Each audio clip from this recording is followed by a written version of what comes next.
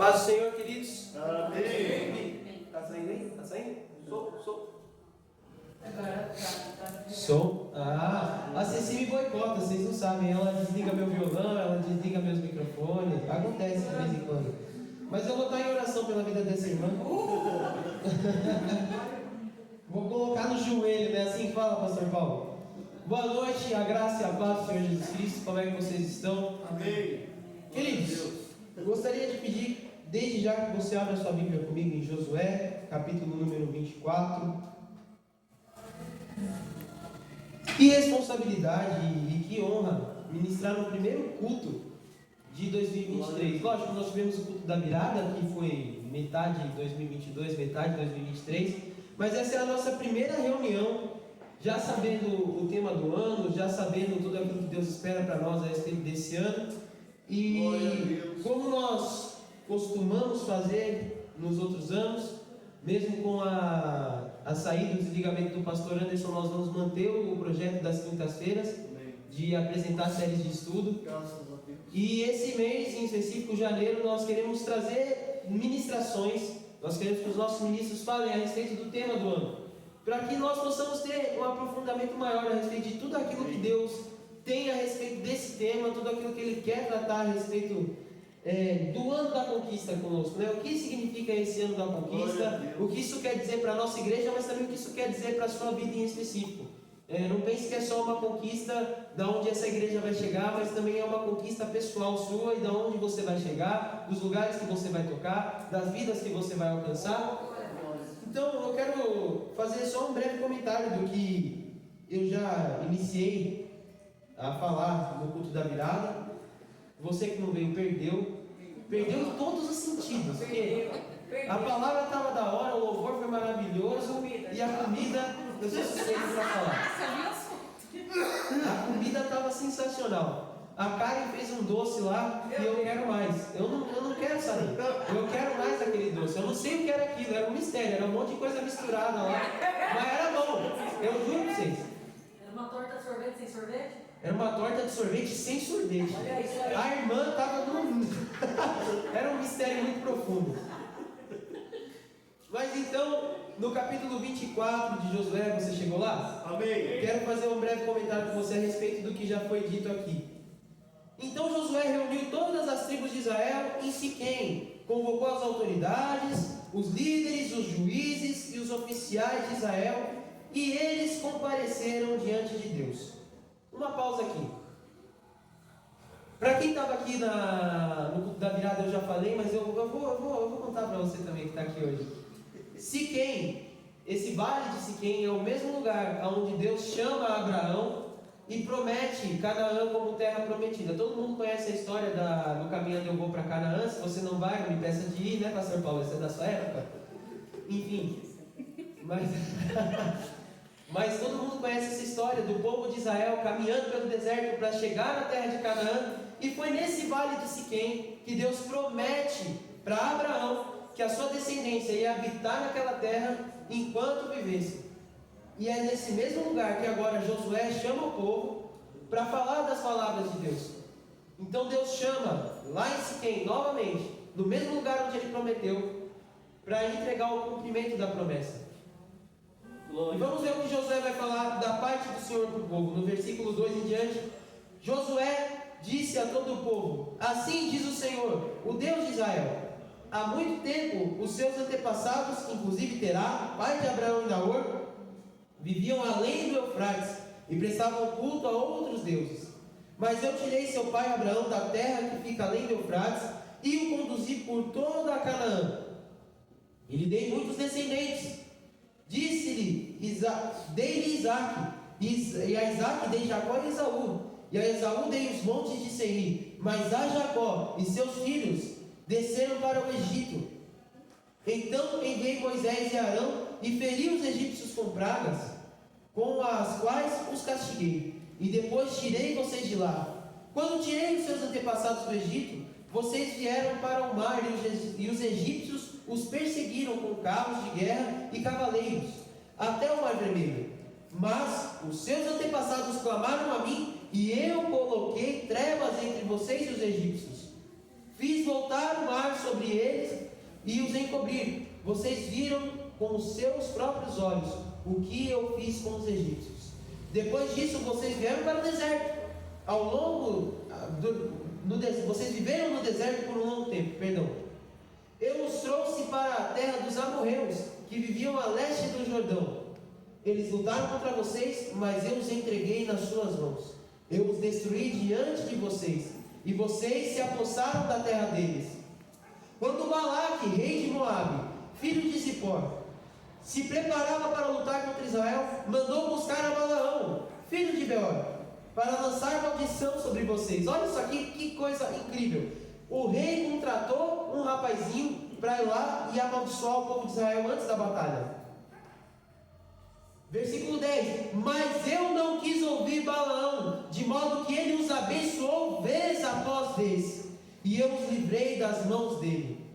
Sabe, de tudo o que acontece na história do povo de Israel até a tomada da terra prometida, uma das coisas que mais nos chama a atenção é essa história de Balaão.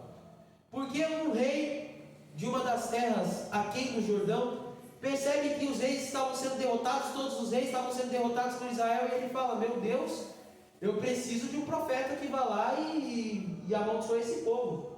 Eu preciso de um profeta do Deus vivo para ir lá e amaldiçoar eles, porque, né, se não pode contra ele, junte-se a ele, vamos ver se eu consigo comprar esse Deus. E ele vai lá e compra o profeta Balaão e fala: vai lá e amaldiçoa. E aí acontece a história da jumenta de Balaão, em uma história entre uma jumenta, foi mais espiritual que o próprio profeta. E aí Balaão, quando chega no momento de amaldiçoar, Deus toma a boca dele, de maneira que Deus mostra que ele usa quem ele quer, até mesmo um profeta corrupto ali, pronto para fazer uma maldade contra o povo de Israel. Ele usa a boca daquele homem, toma aquele homem e faz ele abençoar Israel e declarar a vitória na batalha. Então eu acho isso uma coisa muito maravilhosa. Por quê? Porque muitas vezes, quando nós estamos a caminho da conquista, as pessoas tentam nos parar. E tentam nos parar, não ache você, que com coisas que nós não conhecemos. Afinal, aquele rei foi buscar um profeta do Deus vivo. Então, às vezes, o desânimo, às vezes as palavras de maldição, às vezes as palavras contrárias, elas vêm disfarçadas de profecia, disfarçadas de palavra de Deus. Mas a palavra verdadeira, ela traz libertação. A palavra de Deus, ela não te traz um jugo, ela não te traz um aprisionamento, apesar de te mostrar qual é o teu erro, ela te traz uma libertação, ela te traz uma perspectiva de futuro. A palavra de Deus não é uma condenação, é uma oportunidade de você mudar de vida. Amém. Então Deus pega aquela situação onde o povo iria ser amaldiçoado debaixo de maldade, debaixo de tramóia, de maquinação maligna, e usa aquela situação para mais uma vez abençoar o seu povo. Aleluia. Versículo 11: depois vocês atravessaram o Jordão e chegaram a Jericó. Os chefes de Jericó lutaram contra vocês, assim como os amorreus, os ferezeus, os cananeus, os hititas, os girgazeus, os heveus e os jebuseus. Mas eu os entreguei nas mãos de vocês. Eu lhes causei pânico para expulsá-los de diante de vocês, como fiz aos 2 reis amorreus. Não foram a espada e o arco que lhes deram a vitória. Não foram a espada e o arco que lhes deram a vitória. Foi assim que dei a vocês uma terra que não cultivaram, e cidades que vocês não construíram. Olha para quem está do seu lado e faz isso aqui. Terras que vocês não cultivaram, Terras que vocês não cultivaram e cidades que vocês não construíram. e cidades que vocês não construíram. Ou seja, não teve esforço. Deus deu para o povo de Israel mais em menos tempo e com menos esforço. Mais em menos tempo e com menos esforço. Foram terras que eles não cultivaram, foram cidades que eles não ergueram. Eles chegaram e tomaram cidades construídas e fizeram morada ali. Glória a Deus. Era um povo que vivia em tendas, era um povo que vivia em barracas, mas Deus deu cidades inteiras nas mãos deles. Amém. Para que o povo pudesse habitar. E eles renomearam aquelas cidades, e eles deram significado àquelas cidades, e eles cultivaram aquela terra. A terra que emana leite e mel sempre emanou leite e mel. Consegue entender isso? A terra sempre foi próspera, mas Deus entregou aquela terra próspera na mão deles. Deus deu o melhor para os seus filhos. Amém. Versículo 14. Agora temam o Senhor e sirvam-no com integridade e fidelidade. Olha só que curioso, Deus fez tudo isso, mas agora Ele tem um pedido. Deus narra toda a história do povo de Israel de uma maneira resumida. Aqui em poucos versículos Ele conta a história de anos, de gerações. E Ele vai fazer um pedido. É o único pedido que Deus vai fazer aqui, ó. Agora temam ao Senhor e o sirvam com integridade e fidelidade. Joguem fora os deuses que os seus antepassados adoraram além do Eufrates e no Egito, e sirvam ao Senhor. Se porém não agrada a vocês servir ao Senhor, escolham hoje a quem irão servir. Se aos deuses que os seus antepassados serviram além do Eufrates, ou aos deuses dos amorreus, em cuja é a terra que vocês estão vivendo, mas eu e a minha família serviremos ao Senhor. Aleluia.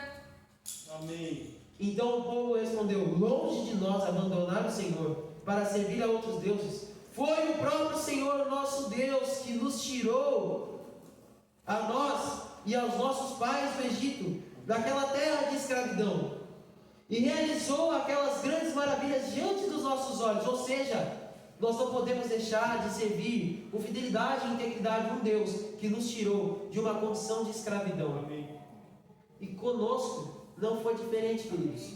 A Bíblia vai nos dizer que nós estávamos escravizados no reino das trevas, mas fomos transportados para o reino do Filho do seu amor. Aleluia. De semelhante modo, assim como o povo de Israel foi tirado do Egito e levado à terra prometida, Jesus veio para nos tirar de uma condição de derrotados, Amém. para nos tirar de uma condição de pecadores, para nos tirar de uma condição de terra arrasada e nos elevar a uma condição de filhos. Amém. E isso é tão maravilhoso que nós devemos seguir a mesma instrução que foi dada. Seguir, servir com integridade e fidelidade. Amém. Um Deus tão bom, um Deus que faz tão grandes maravilhas, é digno da nossa confiança, da nossa devoção. Não é pelo que Ele faz, é pelo que Ele é. Aquilo que Ele faz representa a essência de quem Ele é nas nossas vidas. Um Deus bom, um Deus amoroso, um Deus que te ama, um Deus que não mede esforços para te encontrar. E olha que nós somos teimosos e fugimos muitas vezes desse amor, e fugimos muitas vezes desse cuidado. Mas eu te convido hoje a entrar e servir com integridade e fidelidade a esse Deus, nessa nova realidade. Nessa nova realidade que não vai ser isenta de batalhas. Porque, olha, não faltaram batalhas para o povo de Israel. Não faltaram batalhas. Vocês leram aqui, viram o tanto de situações que eles passaram. Como diz o Arnaldo, né? A regra é clara. É claro, é nítido que eles não foram isentos de problemas. Mas a forte mão de Deus acompanhando eles em cada uma dessas situações adversas foi a garantia da vitória, a garantia de um período de paz, a garantia de que independente de qualquer coisa, Ele continuaria estando com eles e a mão forte continuaria lhes dando a vitória. Glória a Deus. Aí no versículo 19, Josué vai dizer ao povo: vocês não têm condições de servir o Senhor. Ele é Deus santo, é Deus zeloso. Ele não perdoará a rebelião e o pecado de vocês. Se abandonarem o Senhor e servirem a deuses estrangeiros, Ele se voltará contra vocês e os castigará, mesmo depois de ter sido bondoso com vocês. Ele os exterminará. O povo, porém, respondeu a Josué: de maneira nenhuma, nós serviremos ao Senhor. Disse Josué então: vocês são testemunhas contra vocês mesmos, de que escolheram servir ao Senhor. Somos, responderam eles. Disse Josué: agora então, joguem fora os deuses estrangeiros que estão com vocês, e voltem o seu coração para o Senhor. Olha que interessante, manda jogar fora os ídolos e manda o que? Fazer um altar para Deus, manda fazer um sacrifício. O que Josué manda o povo fazer? Voltar o coração para Deus. Aleluia. Deus não precisa de altares, Deus não precisa que seja feito muita coisa. ele precisa de um coração. Um coração disponível. Amém. Corações disponíveis é o que Deus procura.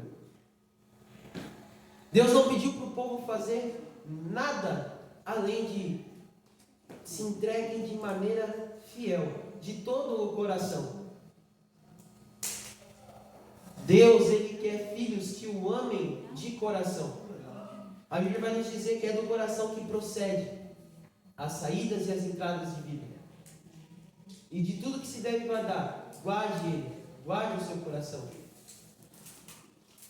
Então, Deus mostra que o mais importante é aquilo que está dentro do que aquilo que está fora. Jesus vai dizer: o que está fora, a traça consome, mas o que está dentro é eterno.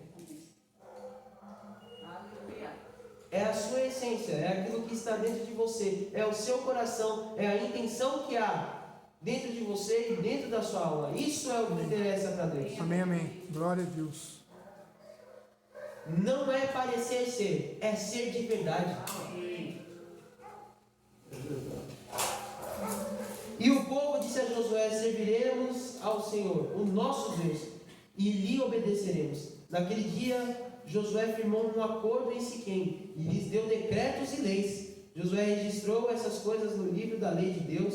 Depois ergueu uma grande pedra ali sobre uma grande árvore perto do santuário do Senhor.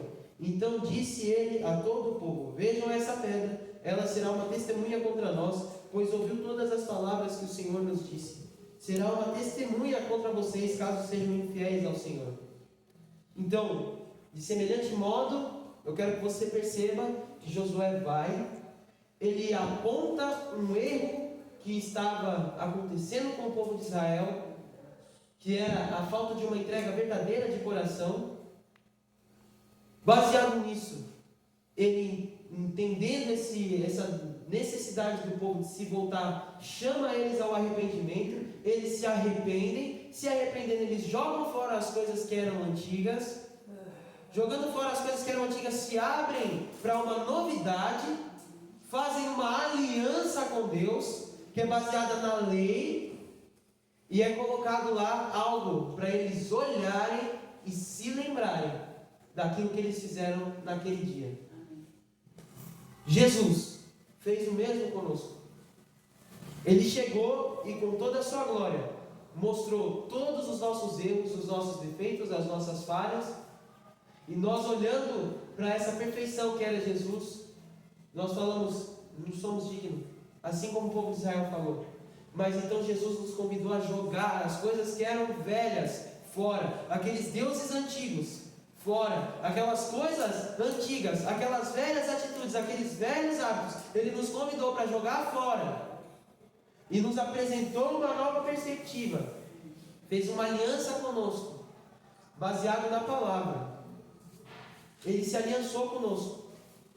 E a cruz é o lugar onde nós olhamos e nos lembramos dessa aliança que temos com Deus. Amém. Assim como aquela pedra servia para lembrar o povo de que eles não eram merecedores, mas eles tinham um Deus bondoso, nós também hoje olhamos para a cruz como uma graça imerecida, um favor imerecido, que nos constrange, mas que nos liberta, nos dá uma nova vida, e nos dá uma perspectiva de coisas novas. Eu te convido hoje a, antes de conquistar, fazer uma auto-reflexão sobre o comprometimento que nós temos com Deus. Porque é fato que Deus tem grandes coisas. Deus tinha grandes coisas para aquele povo. A história não acaba aqui no capítulo 24 de Josué. Vai vir Juízes, depois vai vir o livro de Samuel, depois vai vir o livro de Reis. Oh, nossa, Deus tinha coisas maravilhosas ainda para acontecer.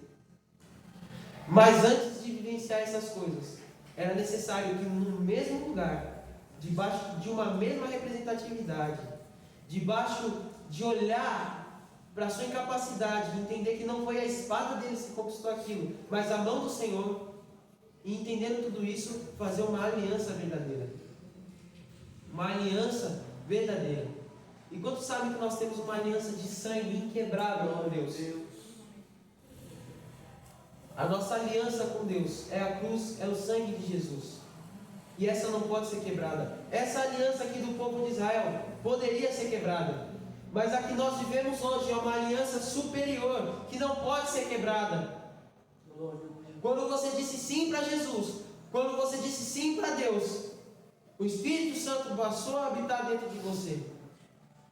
E você pode fugir, você pode se esconder, você pode ir para vários lugares, é verdade, Pastor Paulo? Mas aquilo que Ele marcou e selou você, não pode ser apagado. Glória a Deus. Aleluia. E é essa marca Amém. que vai fazer você conquistar. Amém. É essa marca que vai te levar ao sucesso. Amém. Glória a Deus. Vai comigo para Josué, capítulo de número 1, versículos 7 e 8. A pastora já leu, mas eu quero frisar os versículos 7 e 8. Você entendendo essas verdades, você entendendo tudo que Deus fez por aquele povo, todo esse processo de arrependimento e entendimento daquilo que era necessário ser feito. Olhe comigo para o que Deus prometeu no começo para Josué.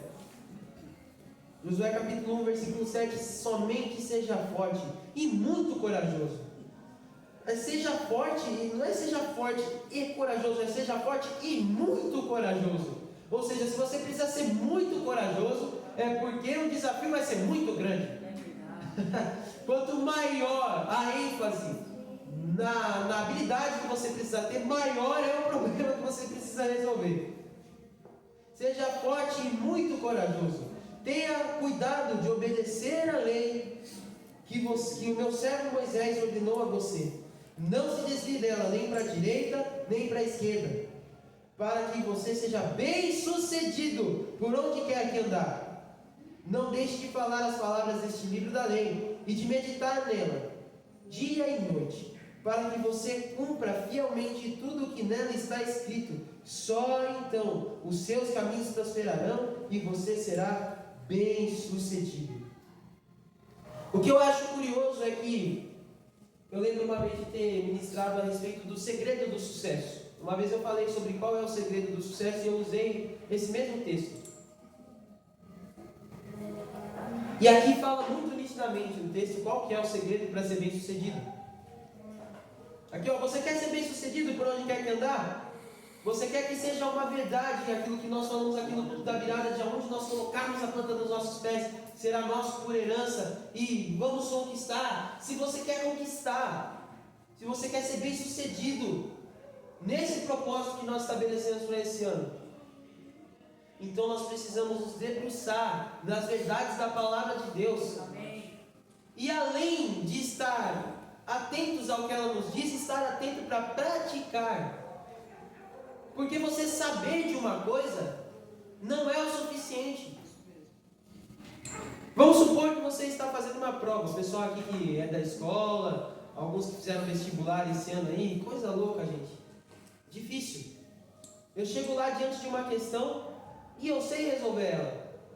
Uma questão de história. Eu sou bom em história. Eu consigo. É uma matéria que eu mando bem. Aí eu chego lá e pergunto que ano que começa a Revolução Francesa. E eu sei tranquilamente qual é o ano que começa a Revolução Francesa. É um exemplo, tá? Não sei. Ele vai ficar esperando eu falar 1889. Mas aí você olha, sabe qual é o resultado, mas não assinala a questão. Você sabe qual é a resposta, mas não coloca em prática. Não vai adiantar. Não é verdade, Franklin, você que é professor? Saber fazer um desenho não adianta, tem que escrever lá, fazer o desenho no papel, senão não vira realidade. Saber das verdades da palavra de Deus, ter entendimento de quão maravilhoso é, de tudo aquilo que você pode receber. Nossa, isso é incrível. Mas se nós não colocarmos em prática aquilo que aprendemos na palavra, nós não vamos vivenciar os resultados que a própria palavra nos apresenta. Se Jesus nos chama para uma transformação de vida, eu tenho que ter a certeza de que eu mudando as minhas atitudes, eu vou colher o resultado que a Bíblia me garante. Isso é fé, isso é caminhar por fé. Tem gente que acha que caminhar por fé é você deitar numa rede e esperar que as coisas caiam na sua cabeça. lamento te informar. Não, isso não é viver por fé. Viver por fé é você fazer as coisas que a palavra te sugere, entendendo que você vai receber os resultados que a palavra te sugere. Então eu olho à minha frente e eu vejo as muralhas de Jericó. Eu olho à minha frente e eu vejo a adversidade. Mas eu sigo adiante, fazendo aquilo que Deus disse que teria que ser feito, sabendo que a promessa dele de que a muralha cairia, iria se cumprir. Por isso tem que ser muito corajoso. Porque parece coisa de louco. Parece loucura. Mas Jesus vai me dizer que as coisas de Deus são loucura para aqueles que não são do reino. Porque não faz sentido. Se você não olhar com as lentes da fé, com as lentes espirituais, vai parecer loucura mesmo. Mas então que digam que eu sou louco. Porque aquilo que eles dizem que é loucura, para mim é realidade. E eu vivo os resultados dessa realidade. Eu vivo os resultados da fé. A fé não é história para boi dormir. As promessas de Deus não são contos da carochinha. Aquilo que Ele promete, Ele cumpre. Abre lá comigo em Salmos, capítulo 19, versículo 7.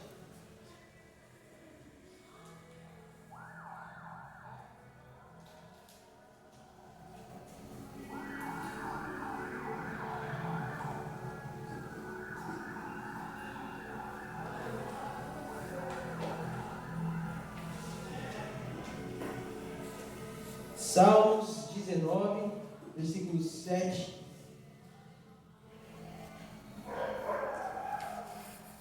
Eu lembro que até a minha mãe cantava uma música quando eu era pequeno, que era baseada nesses versículos.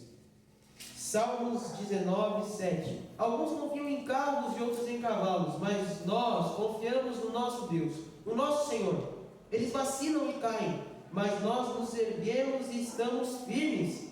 Senhor, concede vitória ao rei. Responde-nos quando clamamos. 19, 7. Perdão, 27. Salmo 20, versículo 7. Falei 19. Ai, Jesus. É porque é o próximo. Entendeu? 27. Alguns confiam em carros, outros em cavalos, mas nós confiamos no nome do Senhor, no nosso Deus. Aí agora sim, Salmo 19, versículo 7.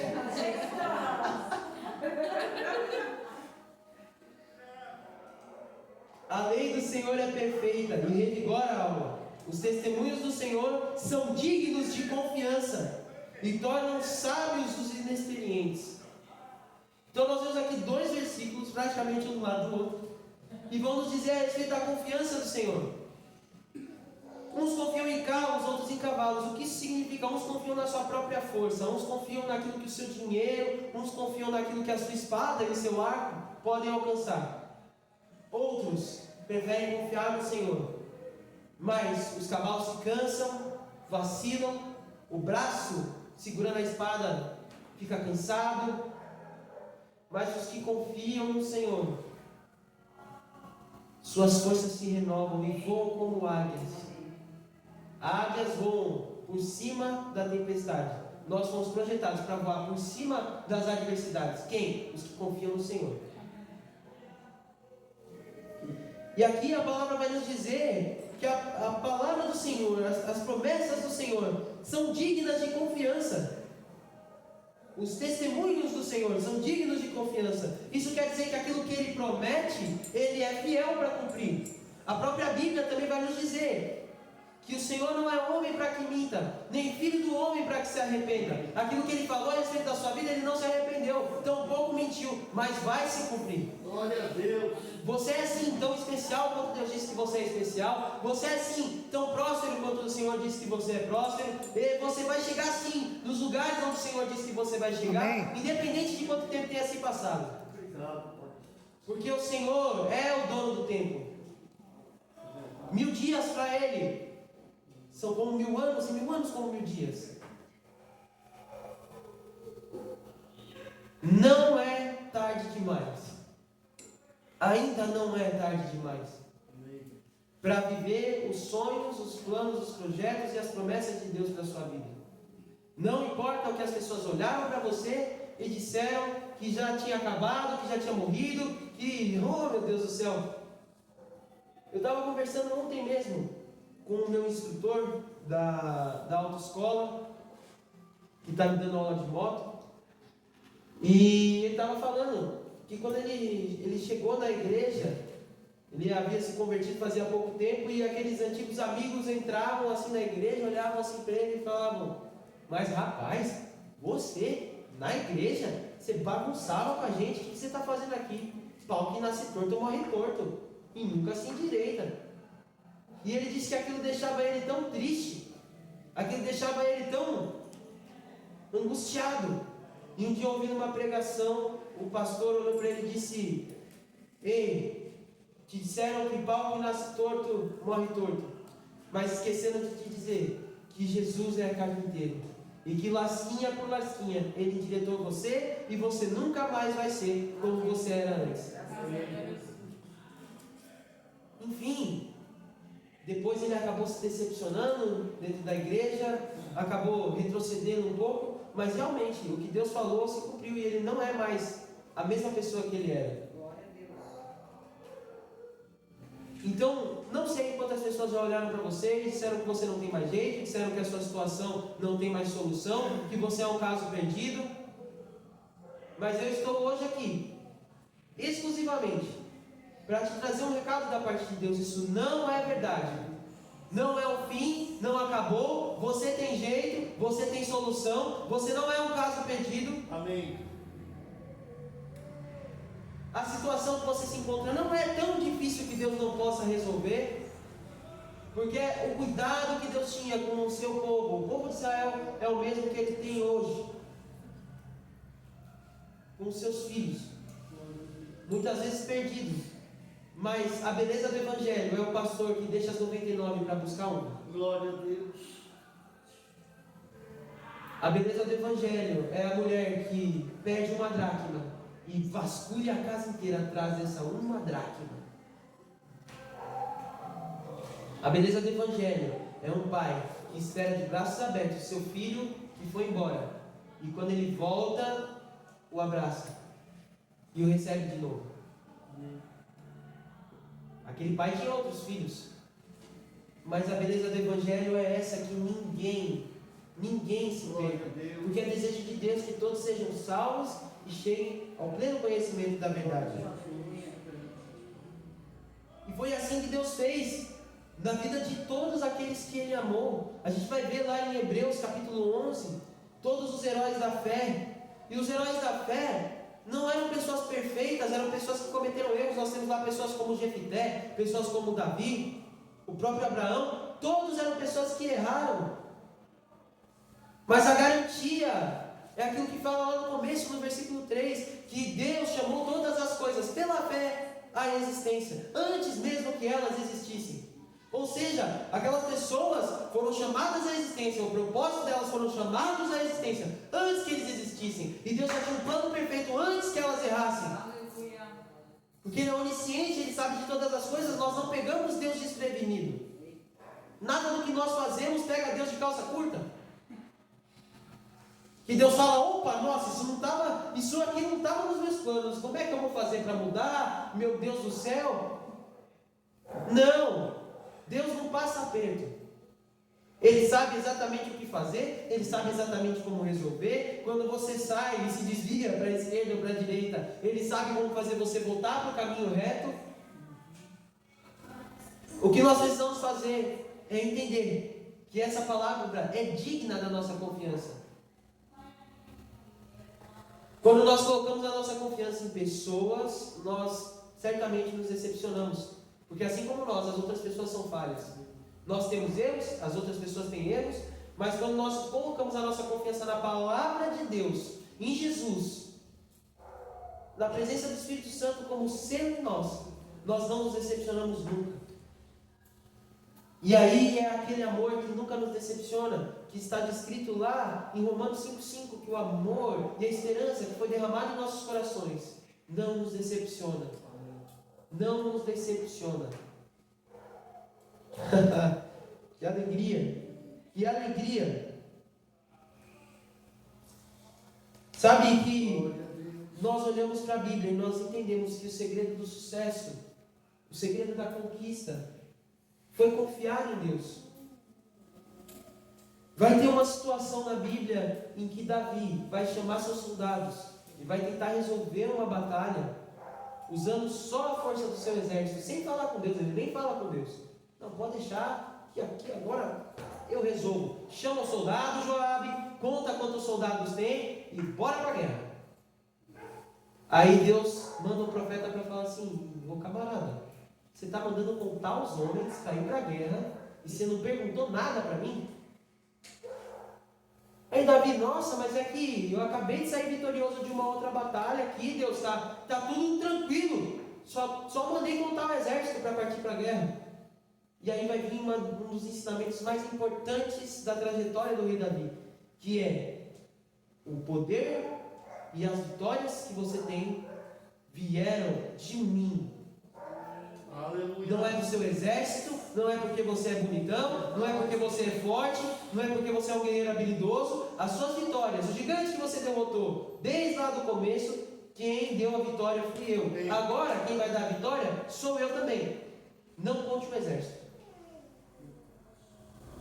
O segredo, isso está lá descrito em 1 Reis, no começo de 1 Reis, capítulo 2. O segredo do sucesso dos homens de Deus foram confiar em Deus. Todos. Davi, Salomão, Paulo, Pedro, desde os mais antigos, os profetas, os reis, até os apóstolos. O segredo do sucesso do ministério desses homens foi a confiança em Deus, na sua palavra, naquilo que ele tinha prometido. Esse é o segredo do sucesso. Confiar. E às vezes nós não vamos entender. Não pense que é simples. Muitas vezes os planos de Deus não vão ser compreensíveis para o nosso raciocínio humano.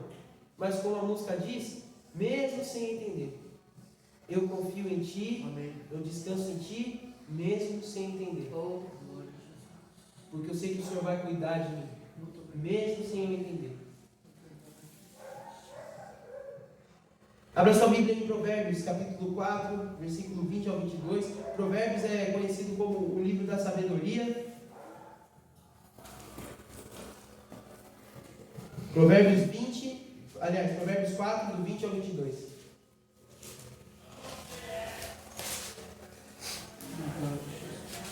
Josué venceu Jericó e muitas outras batalhas por causa da confiança dele em Deus. Davi venceu as batalhas, venceu o gigante por causa da confiança dele em Deus. Paulo superou as adversidades por causa da confiança dele em Deus. Paulo vai dizer que aprendeu o segredo de viver no pouco ou no muito. Tua graça me basta.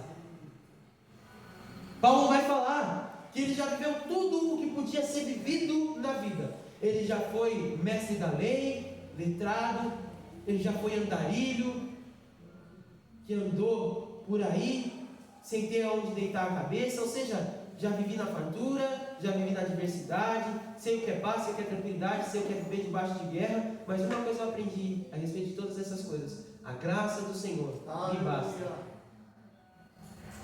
A graça basta, porque ela nos acompanha dia após dia e ela nos garante. É por isso que a graça basta. Não acha que a graça é algo pouco, não. Não pense que Paulo estava se contentando com pouco. Nossa, cara bobo, está se contentando com pouco. Não. Se contentar com a graça de Deus não é se contentar em ser miserável. Se contentar com a graça de Deus é saber que em qualquer situação tem solução. Saber que em qualquer situação tem a forte mão de Deus te acompanhando. Amém. Aleluia. Glória a Deus.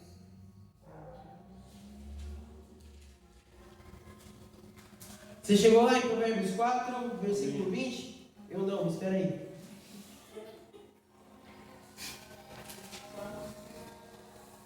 Provérbios 4, capítulo 20.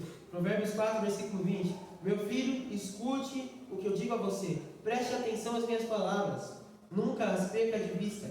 Guarde-as no fundo do seu coração. Alguns outros textos vão dizer: escreva-as na tábua do seu coração. 22. Pois são vida para quem as encontra. É um conselho aqui do homem mais sábio do mundo, Salomão. Ele está falando: olha, vou dar um conselho para você, meu filho. Escuta o que eu digo. Presta atenção no que eu vou falar agora. Preste atenção nas minhas palavras. Nunca as perca de vista. Guarde-as no fundo do seu coração.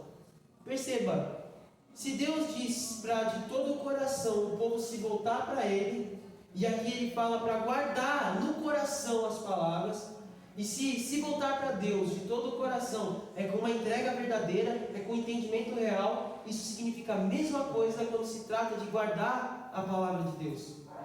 É entendendo ela de todo o coração, colocando ela, escrevendo. Imagine uma pessoa talhando na tábua do coração, fixando isso. Porque fixando as verdades sobre quem você é, o que você pode, as promessas que Deus tem sobre a sua vida, fixando isso no seu coração, quando as adversidades se apresentarem, você vai lembrar disso. Você vai lembrar, você vai olhar lá, escrito no seu coração, quem você é, quem você pode, as verdades que Deus diz a respeito da sua vida, e você não vai deixar que o inimigo te engane. Amém. Não se engane, a graça de Deus não é pouco, é muito, é imensurável, não dá nem para dizer quão grande é.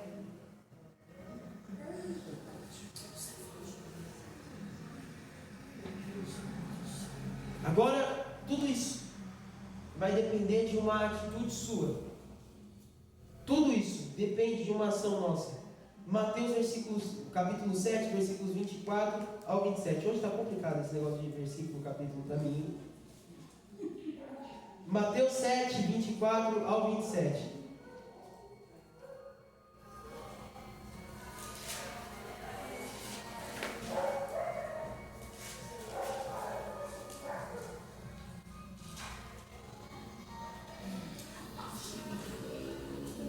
Glória a Deus.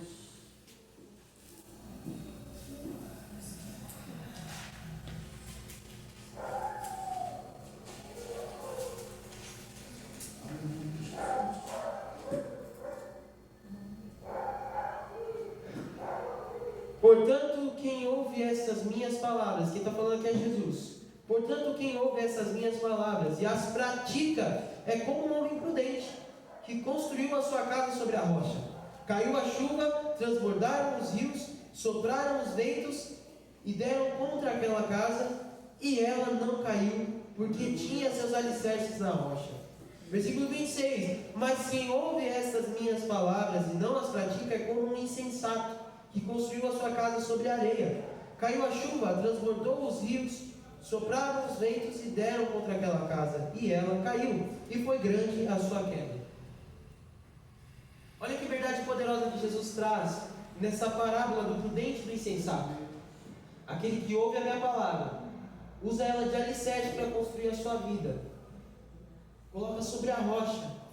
Rocha porque é algo firme, é algo que quando bater o vento, quando vier a tempestade, ou seja, as adversidades, as situações adversas, os desafios da vida, quando se apresentarem para quem está firmado na rocha, rocha essa que é as palavras de Cristo, aquela adversidade não será capaz de derrubá-lo, aquele desafio não será capaz de vencê-lo. Mas e quem não tem sustentação? Quem não está firme na palavra? Quando os desafios e as adversidades da vida vêm, derrubam. E ainda diz a palavra que grande será a queda. Meu pai sempre disse isso para mim. Ele sempre usou esse texto para me ensinar algumas coisas. Quando ele ia falar alguma coisa a respeito de Deus, do reino para mim, ele falava: filho, lembre-se de que quem ouve as palavras e faz dela o alicerce, não cai, não desmorona. E sabe, é por causa desses ensinamentos que o meu pai deu para mim, junto com a minha mãe, lógico, mas eu me lembro bem das histórias que meu pai repetia várias vezes as histórias. Por causa dessas verdades que foram colocadas em mim, e hoje, mesmo passando por várias situações difíceis, eu permaneço de pé. Glória a Deus. Mesmo vendo as tempestades, eu posso enxergar que maior que o temporal é a fé que habita em mim. Muito maior do que as adversidades que a vida se apresenta. É a fé que habita em nós. Maior é o que está em nós do que aquele que está no mundo. E aí, vou ler um texto que meu amigo Djalma gosta bastante. João capítulo 15. E eu vou encerrar aqui. Versículos 1 a 8. João 15, 1 a 8. Eu sou a favor do Djalma repetir a ministração dele sobre João 15, porque ele manja muito mais esse texto do que eu. Glória a Deus. João capítulo 15, versículos 1 até 8. Vou tomar uma água, você pode dar um glória a Deus aí enquanto isso? Aleluia, glória a Deus. Todo tempo.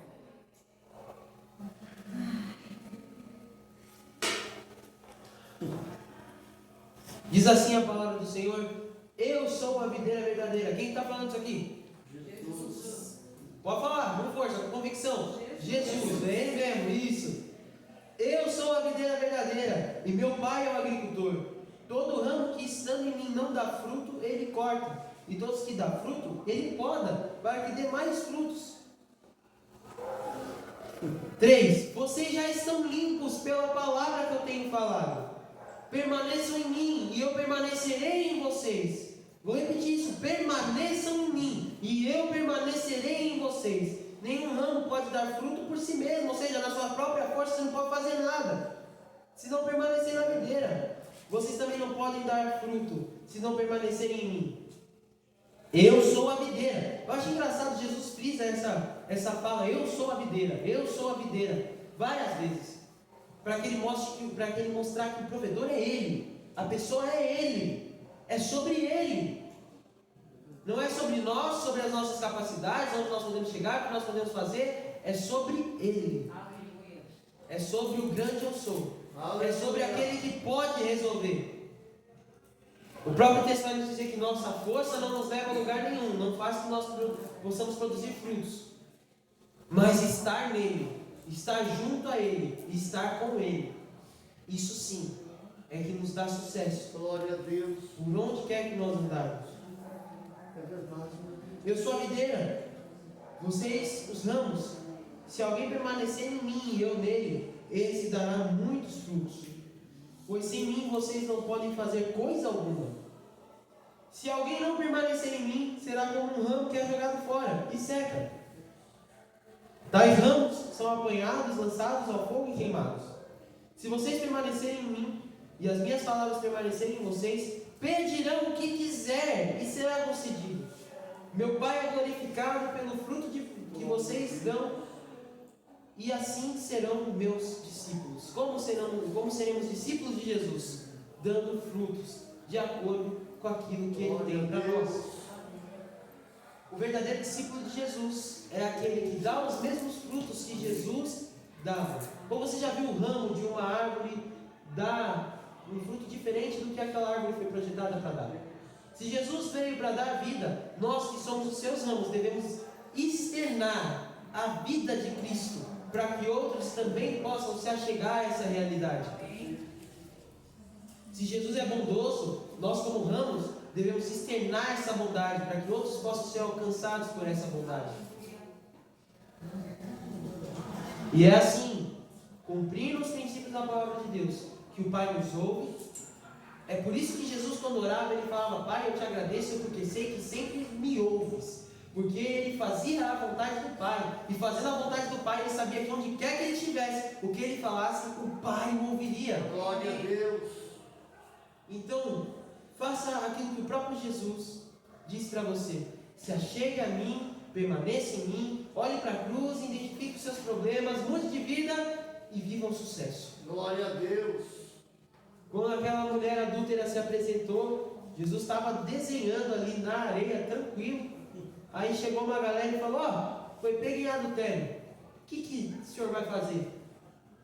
Aí ele olha, pergunta para o pessoal lá quem que não tinha pecado, para tirar a primeira pedra. E eu pergunto para você, meu querido irmão, minha querida irmã, quem que não tinha pecados?